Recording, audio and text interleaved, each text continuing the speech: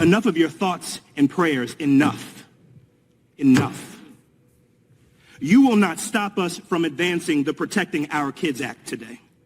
You will not stop us from passing it in the House next week, and you will not stop us there.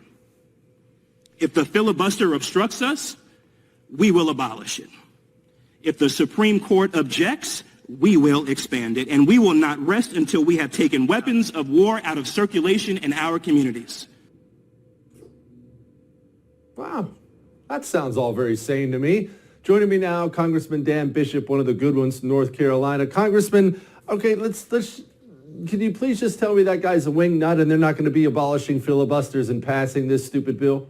Well, I wish I could tell you that, Jesse. I think the thing about Mondaire Jones is he says out loud what it took 9.5 hours to reveal from any number of other Democrats. You have David Cicilline from Rhode Island saying, spare me the bullshit about constitutional rights. You know, it went on and on. So no, I was pleased and appreciated the fact that he told us who he was, but he is not alone. Yeah, maybe we should applaud his honesty. By the way, that David Cicilline had another great little bite. I'll play it for you here. I'm sure you heard it in person. I don't think there is a single incident, and maybe there's one, but I've not found one, of an assailant using an assault weapon that was stopped by a person with a gun. So this is maybe there's one of the thousands and thousands and thousands of shootings. Congressman, now, I don't know that guy personally, and this is generally not an insult at all, but what he just said is an obvious lie. It takes 5 seconds on your phone and you figure out that is a lie, and yet he said it. Is he a liar? Does he only watch CNN and lives in a world of make-believe? Is he, and I have a hard time believing this, is he just an evil person? How could you say things that are easily verifiable lies? Thomas Massey from Kentucky responded to that by reading off a list of events. And everybody in the country knows that the woman in West Virginia had stopped a shooter with an AR-15 just a week before. That was one of probably 25 or 30 cases that Thomas read off.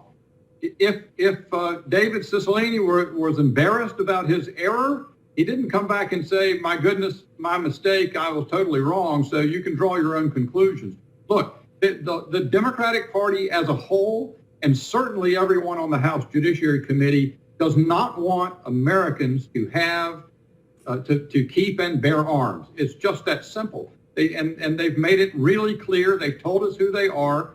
The only question is how Republicans will react to that. As for me, I'm not joining in the gun grabbers. I'm not going to give them any ground.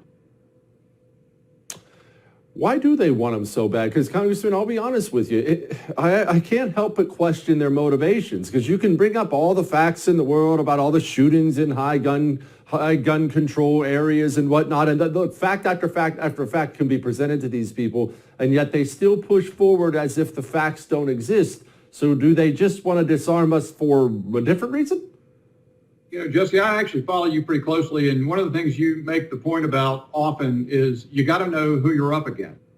You've got to get a real feel for it. This is not adjusting things at the margin. It's not about, they use the phrase common sense gun regulation, but over and over they have demonstrated that they're hostile to the idea that the Second Amendment confers an individual right to keep and bear arms, as fundamental to American democracy and freedom as that has been. But that's not it. We're 2 weeks following their disinformation board and all the other stuff about that, where they're antagonistic to the First Amendment. They think people need to be stymied and shut up so that they can't speak out, because they think the conclusions that will be drawn will be adverse to the implications for their power. They do not. They're against the Fourth Amendment, the Fifth Amendment of due process for red flag laws. They don't care about the Bill of Rights. They're not. They're trying to transform the nation fundamentally. They believe they need unabated, exclusive power to do that.